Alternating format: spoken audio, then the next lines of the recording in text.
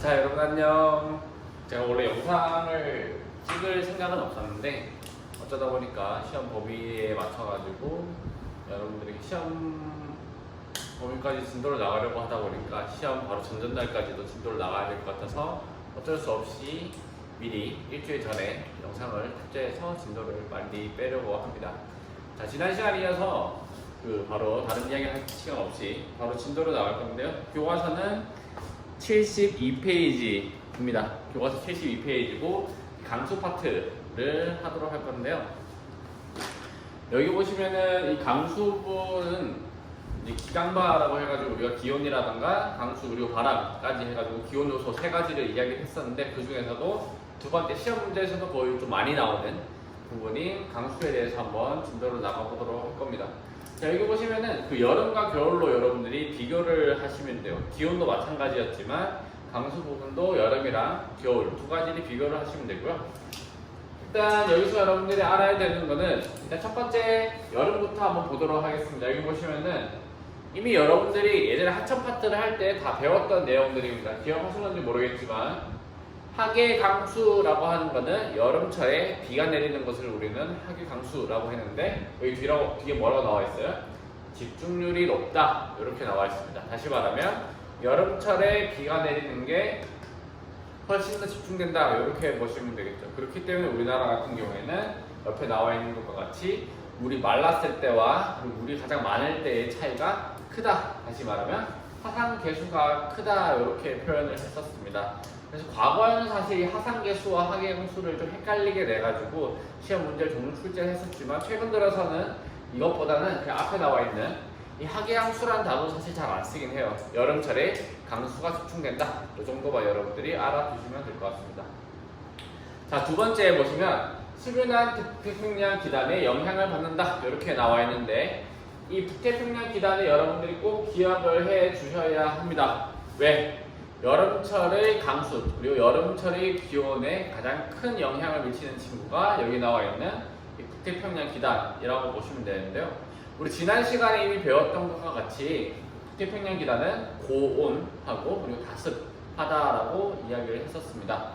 그래서 여기 보시면은 이 북태평양 기단의 영향을 받기 때문에 상대적으로 다른 계절에 비해서 강수량이 많다라고 보시면 되겠고요. 그리고 더 나가서 여기 보시면은 북부 지방으로 갈수록 강수량이 줄어든다라고 이야기하는데 이것과 여기 나와 있는 두 번째 내용이랑 일맥상통하다라고 보시면 되겠죠. 왜? 이 북태평양 기단은 아래쪽에서부터 쭉 올라오는 거기 때문에 당연히 아래쪽 지역이 훨씬 더 많은 영향을 받을 거고 상대적으로 위쪽은 덜 영향을 받는다. 이렇게 보시면 되겠습니다. 그래서 여기 보시면 여러분들 교과서에 있는 그림이랑 동일한 그림이에요. 페이지는 72페이지에 나와 있습니다. 왼쪽에 8월의 강수량 이렇게 나와 있는데요.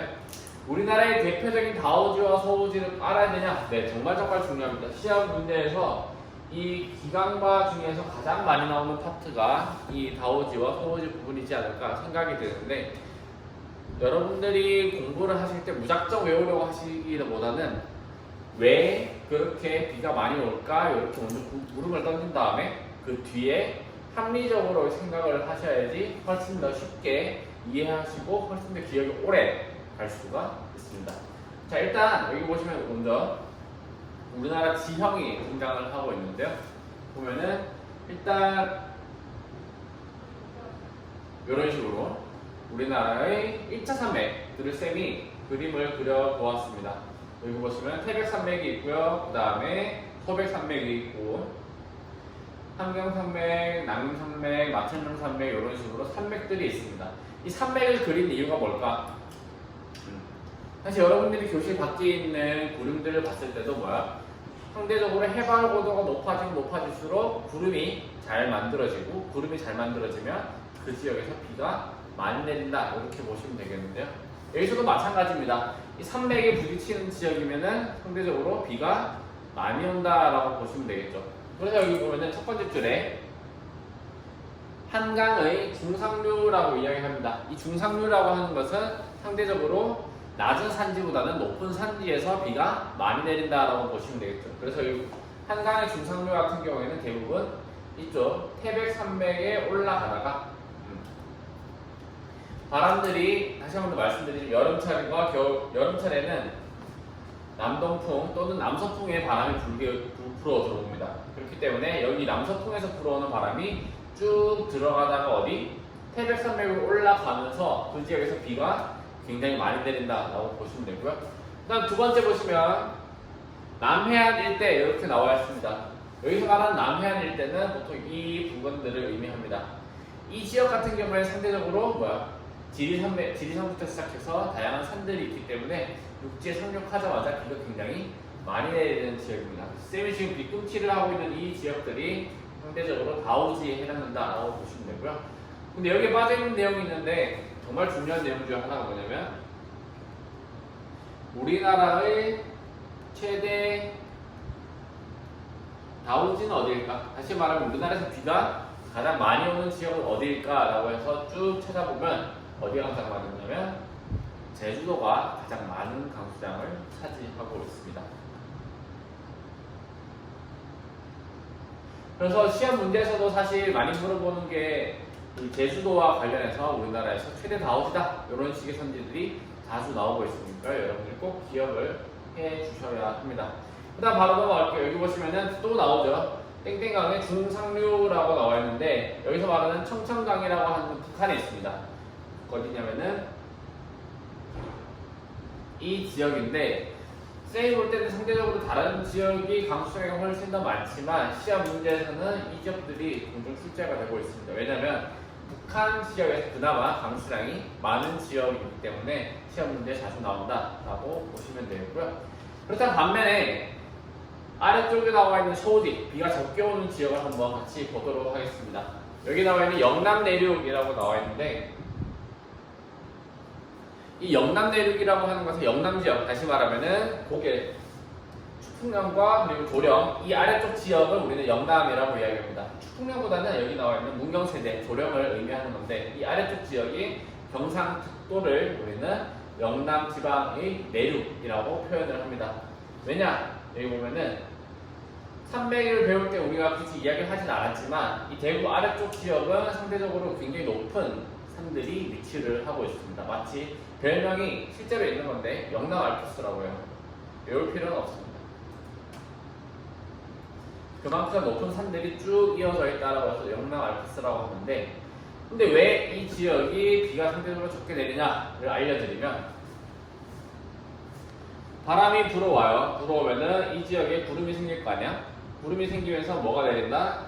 비가 쫙 내리게 되는데 비가 내린 다음에 반대편으로 넘어가게 되면 이미 이 지역에서 비를 다 내려버렸기 때문에 여기에는 상대적으로 건조한 바람이 불어 내려갈 수밖에 없습니다. 그래서 이 지역 반대편으로 색칠했으면 더 좋았을 텐데 이 영남 내륙 지역이 상대적으로 건조하다, 소우지라고 보시면 되겠죠. 그렇기 때문에 대구의 별명이 데프리카다라고 보시면 되겠고요. 그 다음에 두 번째 보시면 개마고원 일대라고 나와 있는데 이것도 사실 마찬가지입니다. 이 개마고원은 이 지역 부분이란 말이야. 이 지역 같은 경우에 상대적으로 온갖 산맥이 다 막혀있고 내륙에 위치하고 있기 때문에 바다로부터 멀리 떨어져 있죠. 그래서 상대적으로 비가 적게 내려온다 라고 보시면 되고요. 일단 마지막 세 번째 보시면은 대동강 하류라고 나와 있습니다. 북한에서도 소호지가 계속해서 나오게 되는데 대동강은 평양에 흐르는 강을 우리는 대동강이라고 이야기를 합니다.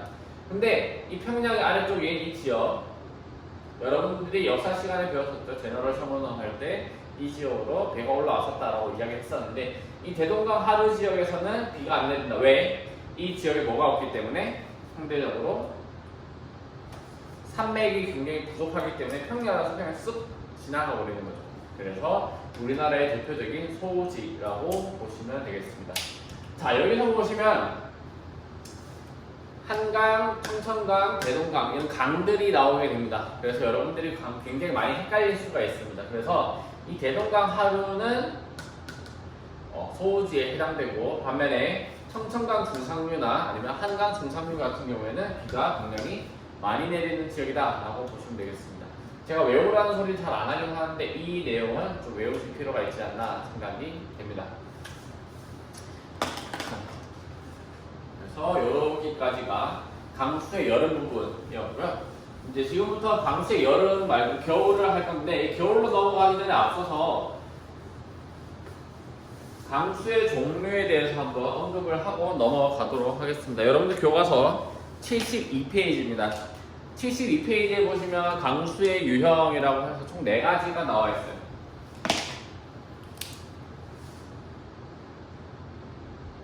강수 유형이라고 해서 4가지가 나와 있는데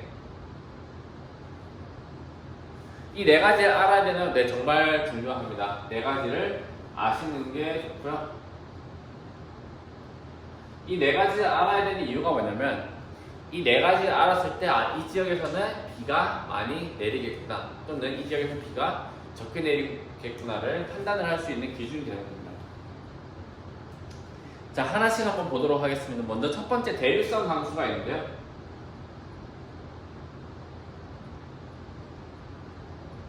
이 대류성 강수 같은 경우에는 여러분들 교과서에도 나와 있지만 마지막 줄에 소나기 형태로 내리는 경우가 많다.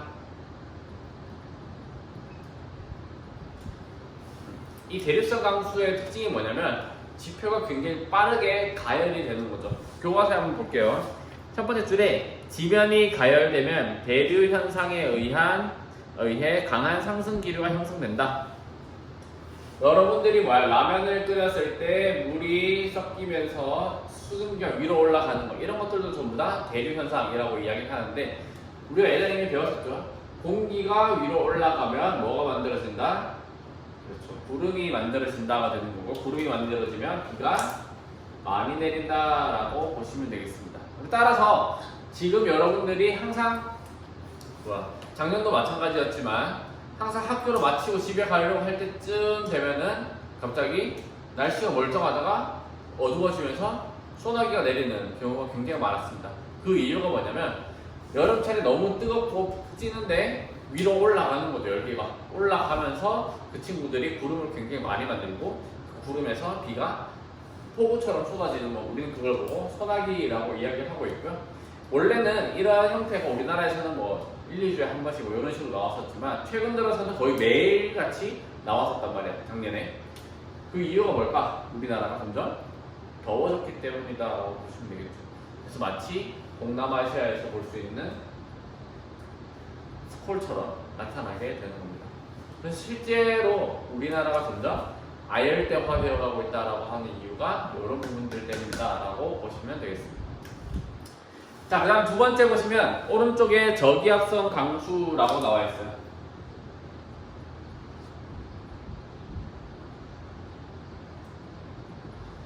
몇 번을 설명했지만 다시 한 번 더 설명을 해드릴게요.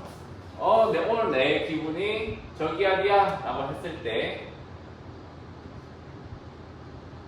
화가 났어. 화가 나가지고 머리에서 푸푸 스팀이 발생하게 됩니다. 오늘 내 기분이 저기압이야 라고 이야기를 하는데 이때 저기압에 의해서 스팀이 위로 올라가잖아요. 위로 올라가면 어떻게 돼요?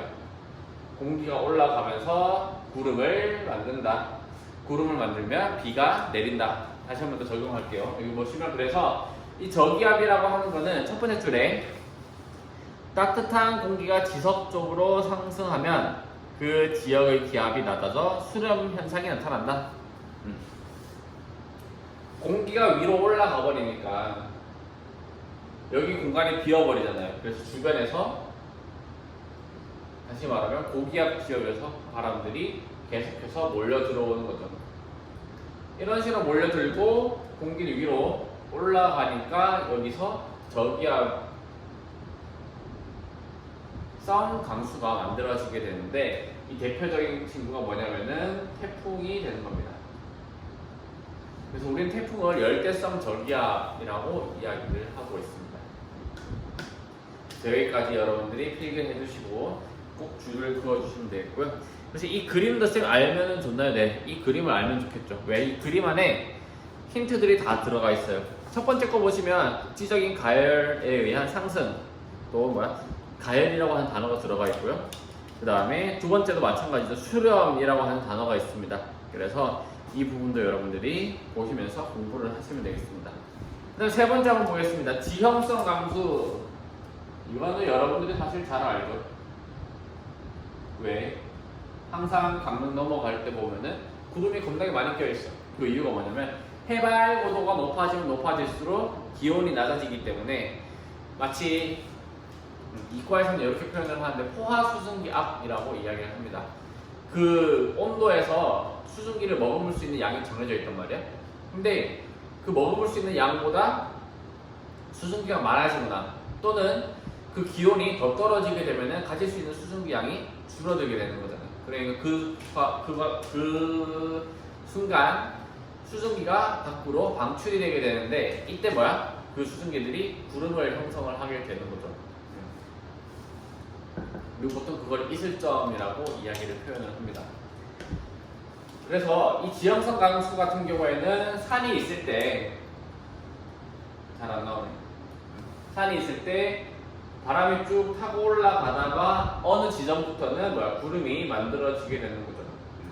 이 지점부터는 위로 더 올라가게 되면 구름이 더 크게 만들어지면서 비가 내리게 되는데 우리는 이걸 보고 지형성 강수라고 이야기를 하고 있습니다.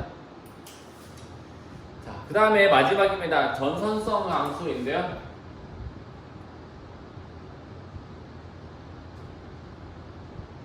여기서 말하는 전선이라고 하는 것은 서로 다른 성질의 기단, 즉 차갑고 습한 공기 덩어리랑 그리고 뜨겁고 습한 공기 덩어리를 만난 거죠. 만나서 서로 성질이 다르다 보니까 따뜻한 공기에 있던 수증기를 차가운 공기가 액화시켜 버리는 거죠. 그래서 그때 구름이 만들어지게 되면서 이 지역에서 비가 굉장히 많이 내리게 되는데 여기서 뭐 온난전선, 한대전선 이런 그런 지역에서 전부 다 강수가 만들어지고요. 그리고 최근 들어서 조만간에 올 장마하고 마찬가지가 되겠죠. 그래서 그 친구들이 힘이 비등비등해서 제자리에 있으면 우리는 그걸 보고 정체전선이라고 이야기했었고 그러다 보니까 장마라고 하는 오랜 기간 동안 비가 온다라고 보시면 되겠습니다.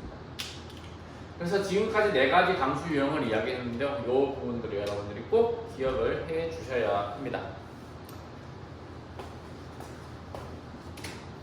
자, 겨울 강수로 바로 넘어가도록 하겠습니다. 이 겨울 강수는 사실 크게 내용이 많지는 않은데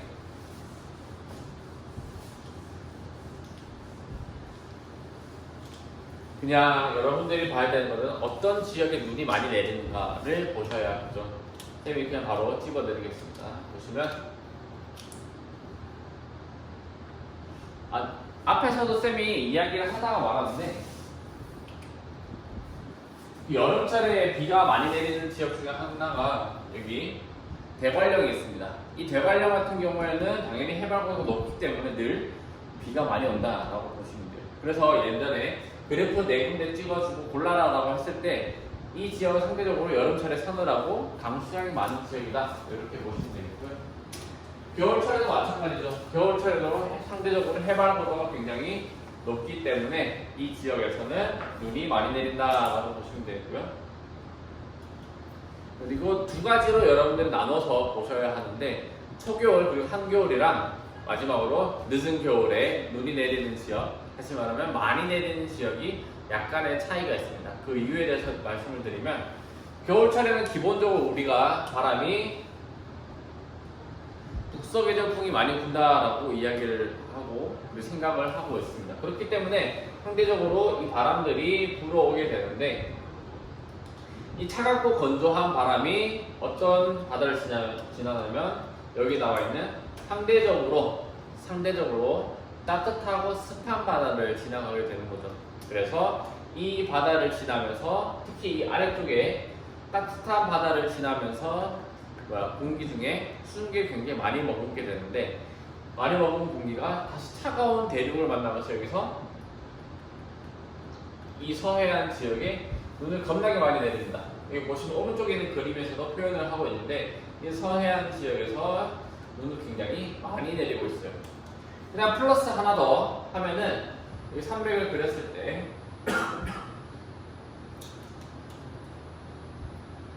여러분들한테 좀 잘 안 보일 수가 있는데 이 지역에서도 상대적으로 눈이 많이 내립니다. 그 이유가 뭐냐면 사실 여기 앞에서 전라도 지역 앞에서 눈을 많이 내려서 더 이상 눈 내릴 게 없는 거 아니야? 라고 생각하고 있는 찰나 공기가 더 가면서 여기서는 소백, 300을 만나면서 해발고도가 높아지는 거죠.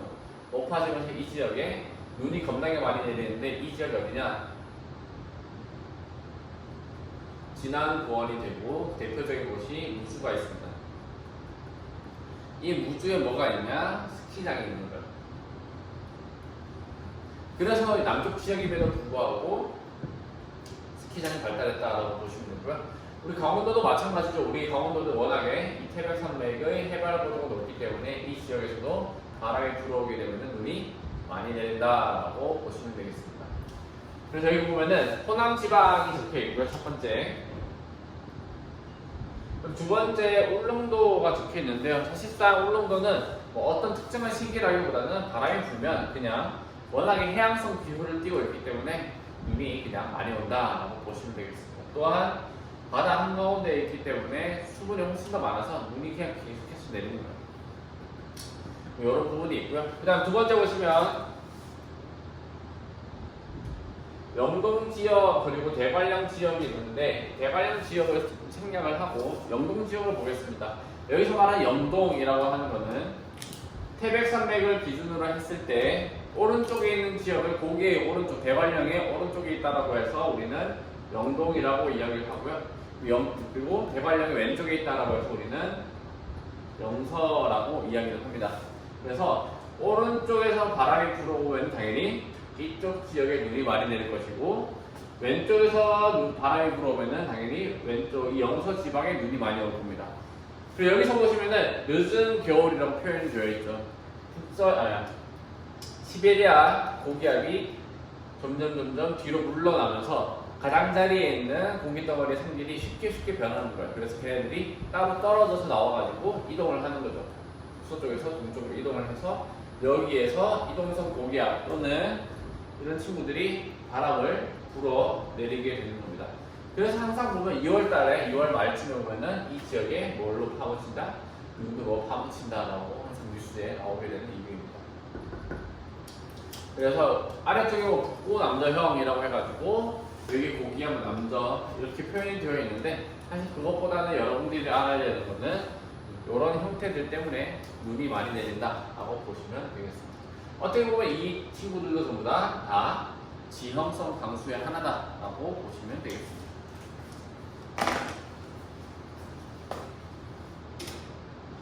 자, 여기 나와 있는 이 그림은 아까 전에 우리가 서해안 이야기를 할 때 표현을 했던 건데 상대적으로 차갑고 건조한 바람이 서해안을 지나게 됩니다.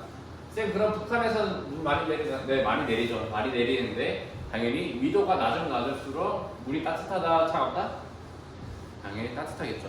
그렇기 때문에 남쪽으로 내려와가지고 따뜻한 바다를 지나가는 그 차갑고 건조한 친구들이 열과 수분을 얻게 되는 거죠. 열보다는 수분이 제일 중요한 포인트가 되는 거죠. 이 수분을 얻게 됨에 따라서 지나가다가 여기 육지에 차가운 육지를 만나면서 눈이 겁나게 많이 내린다 라고 보시면 되겠습니다. 그래서 간혹가다가 쌤 왜 전라남도에는 따뜻한 지역에 눈이 많이 내리나요? 이렇게 표현을 하는데 이러한 원인들 때문이다 라고 보시면 되겠습니다. 자, 바로 넘어갑니다. 바람입니다. 여러분들 교과서에서는 74페이지 마지막이죠. 이 부분만 하고 바로 마치도록 하겠습니다. 자, 여기 보시면은 바람이라고 해서 이미 여러분들이 초등학생 때는 모르겠지만 중학생 때부터 해가지고 꾸준히 배워오던 친구들이니까 다시 한번 복습 판단 차원에서 보도록 하겠습니다. 중위도는 연중 편서풍의 영향을 받는다라고 이야기를 하는데 여기서 말하는 편서풍은 위도 30도에서 60도 사이에 있는 지점을 우리는 중위도라고 표현을 하고 있고요. 이 사이에서 부는 바람을 우리는 편서풍이라고 이야기를 합니다. 그리고 적도에서부터 30도 사이에 있는 친구들을 우리는 북동무역풍, 북반구 기준으로 북동무역풍이라고 표현을 하고 있습니다. 그래서 여기는 늘 연중 편서풍이 불고 있어요. 그렇기 때문에 중국에서 만든 다양한 미세먼지라든가 매연들이 우리나라에 영향을 주고 있는 거죠. 쌤, 근데 계절풍은 뭐예요? 아래쪽에 나와 있죠. 우리나라가 이 편서풍의 영향도 받기는 받지만 서양에 있는, 특히 유럽에 있는 영국이라든가 독일 이런 지역들에 비해서 우리는 크다는 표현입니다. 편서풍과 계절풍 중에서 이 계절풍의 영향을 훨씬 더 많이 받게 되는데, 이 계절풍의 영향을 많이 받는 이유는 당연한 겁니다. 왜? 대륙이 크게 이렇게 있을 때, 유라시아 대륙에 있을 때 이 편서풍이 처음에는 바다에서부터 육지에 도달했을 때 당연히 이 친구들은 편서풍의 영향이 세겠죠. 하지만 이 바람이 계속해서 온갖 육지를 건너고 온갖 산맥을 다 건너면서 그 스스로의 성질이 약해질 수밖에 없습니다. 그렇기 때문에 상대적으로 이 끝에 있는 우리나라에서는 어떻게 된다? 계절풍, 다시 말하면 계절에 따라서 방향이 바뀌는 바람이 불게 됩니다. 그래서 여기에 이런 식으로 표현을 해놨었는데 우리 이미 지난 시간에 배웠었죠. 여름철에는 육지랑 바다랑 비교했을 때 어디가 먼저 뜨거워져요? 여러분들 속으로 아니면 스페이스바 눌러가지고 영상을 멈춰놓은 다음에 다시 한번 더 이야기를 하면 됩니다. 그래서 여름철에는 바다보다는 당연히 육지가 훨씬 더 빨리 뜨거워지게 되는 거죠. 비열이 작기 때문에. 그래서 뜨거우면은 어떻게 된다? 공기가 위로 올라간다. 위로 올라가면은 저기압이다.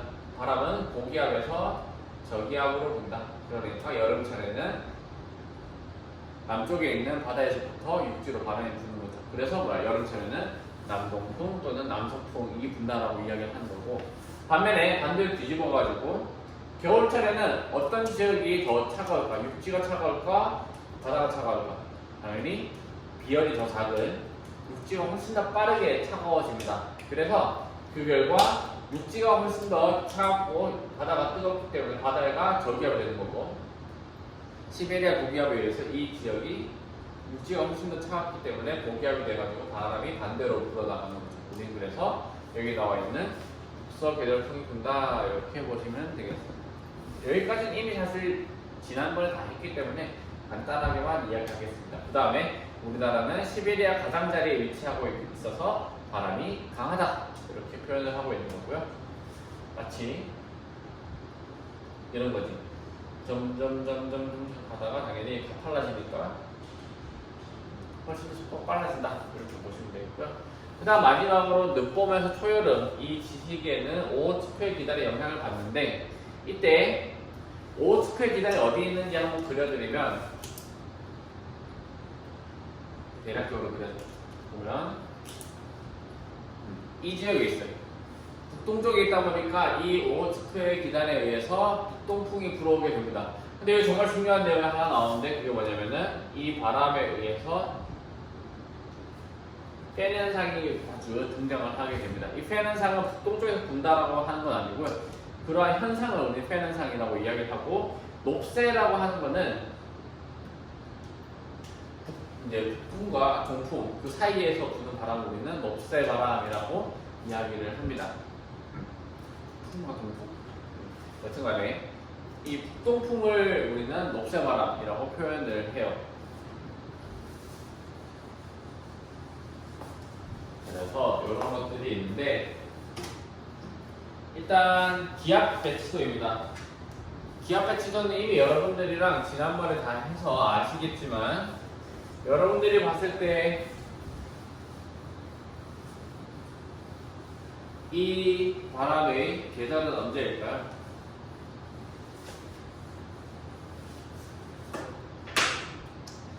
보통은 서고 동절 이렇게 표현을 하기도 하고, 아니면은 이렇게 굉장히 촘촘하게 표현되어 있는 이런 등압선을 보고서는 이거는 겨울이다 이렇게 보시면 되고요. 그 다음에 여름철에 대한 거는 제가 가지고 오질 않았네요. 어디 갔지? 원래 있었는데. 여러분들 교과서에 보시면 상대적으로 이제 느슨한 기압도가 있는데 그건 69페이지에 나와 있습니다. 그래서 여러분들 한번 보시고 다시 한번 더 복습하는 차원에서 그냥 리마인드 하시면 되겠습니다. 자, 이제 마지막입니다. 여러분들 녹세바람 아니고 팬 현상에 대해서 한번 이야기를 해보도록 하겠습니다.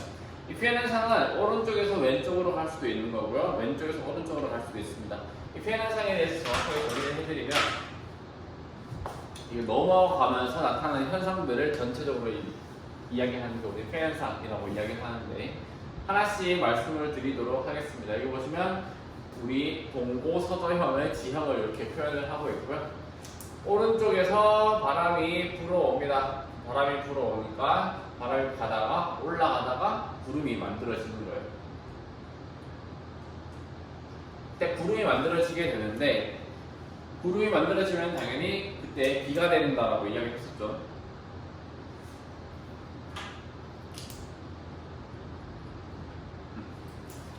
여기까지 이해되시나요? 여기까지 이해했으면은 쌤이 하나씩 먼저 설명을 해드리겠습니다. 해발 고도가 높아지면 높아질수록 기온이 낮아진다라고 이야기를 했었는데, 그렇다면은 이 해발 고도가 낮아지면 낮아질수록 얼마나 낮아지냐? 100m당 물음표요. 모르는 거예요? 아니요. 상황에 따라서 기온이 떨어지는 게 다른 겁니다. 여기 보시면 아래쪽에 수분 단열이라고 하는 단어가 있고요, 오른쪽에 건조 단열이라고 하는 게 있습니다.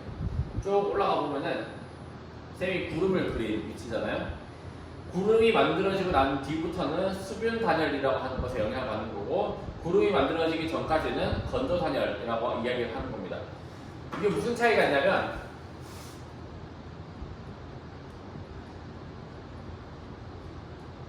시험 문제에서 이거 계산하라고 하진 않습니다.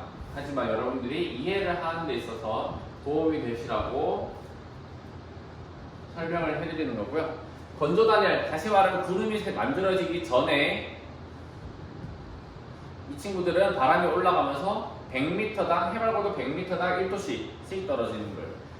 그래서 지금 선생님 친구들이 있는 대구에서는 우리 여기 정선보다 한 4도 정도가 더 낮다고 이야기를 합니다. 걔네는 지금 35도, 우리 여기 31도 정도 차이가 나타나요. 자, 그 다음에 두 번째 보시면은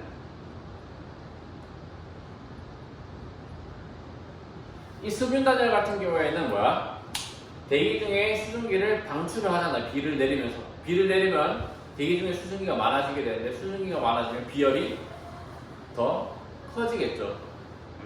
물이 많아지니까. 대기 중에 수증기가 많아지면서 비열이 커지게 되는데, 비열이 커지게 되면 기온이 쉽게 바뀐다, 쉽게 바뀌지 않는다?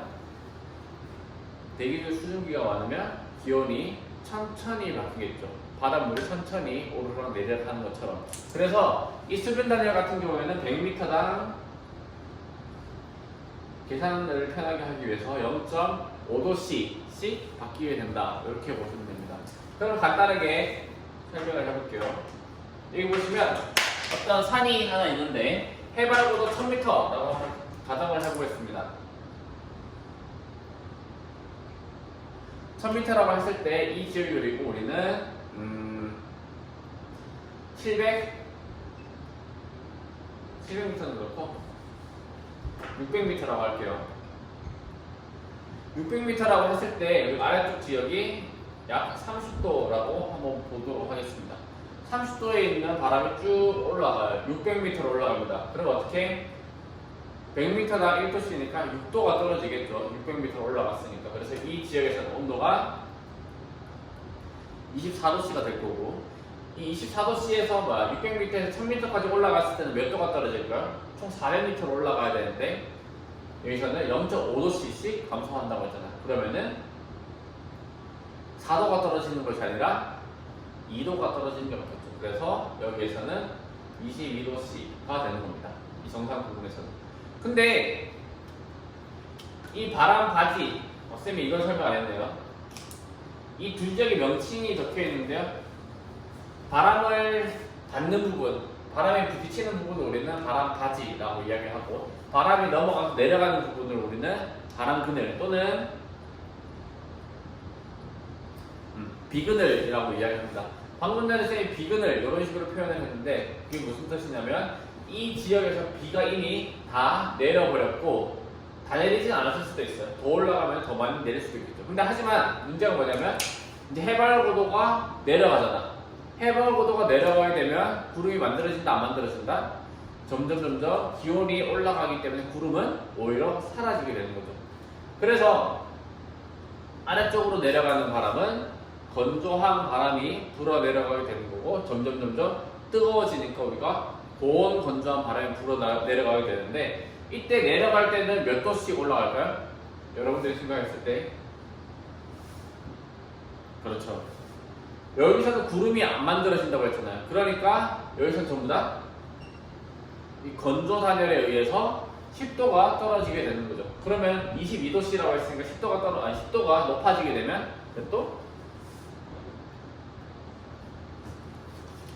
잘 봐. 똑같은 바람이 불었음에도 불구하고 이 왼쪽과 오른쪽 영동 지역과 영서 지역의 기온 차이가 굉장히 크게 발생을 하게 됩니다. 쌤이 방금 전에 해발고도 1000m라고 이야기를 했는데, 사실 태백 산맥 해발고도 1000m가 아니라 훨씬 더 높단 말이야. 그러니까 이 산맥이 넘어가면서 이 반대편에 있는 이 지역은 굉장히 건조해질 수밖에 없습니다. 그 결과 어떤 게 나타난다? 가뭄이 발생할 수밖에 없는 거죠. 그래서 이 부분을 여러분들이 꼭 기억을 해주시고, 실제로 우리 강릉에 봄철만 되면은 양강지풍에 의해서 산불이 나는 이유도 전부 다 이러한 팬 현상에 의해서 발생을 한다라고 보시면 되겠습니다.